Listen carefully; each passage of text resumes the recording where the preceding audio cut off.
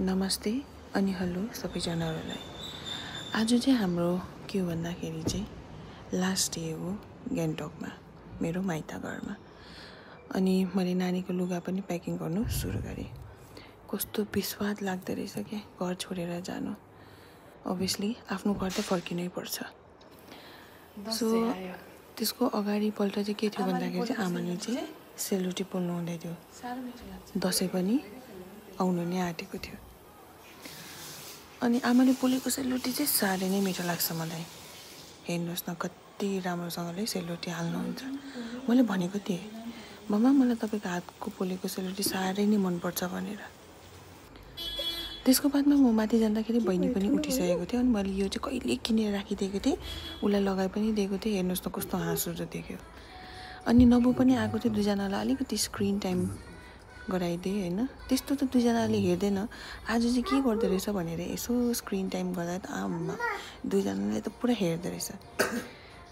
अनि भन्दा नभन्दै पनि हाम्रो माइराको ड्याडी पनि आउनुभयो। आज थियो मर्निङको यो दसैँ हो। अनि हामीले चाहिँ सधैँ हाम्रो पसन्दले चाहिँ हाम्रो फ्यामिलीलाई चाहिँ एउटा न एउटा गिफ्ट ल्याइदिने नै हुन्छ।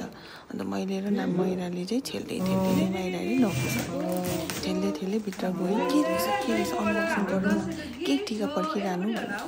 टिकाको साइज 11:30 थियो हाम्रो अकर्डिङली होइन। 11:30 लाउनुवाला थियो। त्यहाँ चाहिँ माइराले उसको ड्याडीलाई भेट भएर लाउँछ। अन्त हामी चाहिँ यता अनबक्सिङ तर्फ लाग्यो। यस्तो बेसी एक्साइटेड थियो आमा बाबा अनि नबु। अभियसली नबु त सानो अनि एक्साइटेड नै हुन्छ। खोल्दाखेरि चाहिँ के हो निशादा पनि के भइरहेको थियो। सो आमाले चाहिँ देखाउनु भयो फर्स्टमा टाइल्स जस्तो के बोर्ड।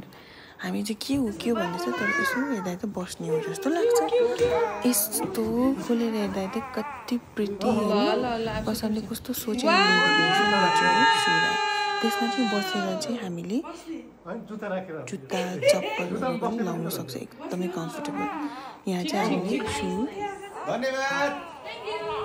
या चप्पल पनि राख्दा हुनेछ, बसेर लाउँदा पनि हुन्छ। अनि हेर्नुमा पनि कति राम्रो।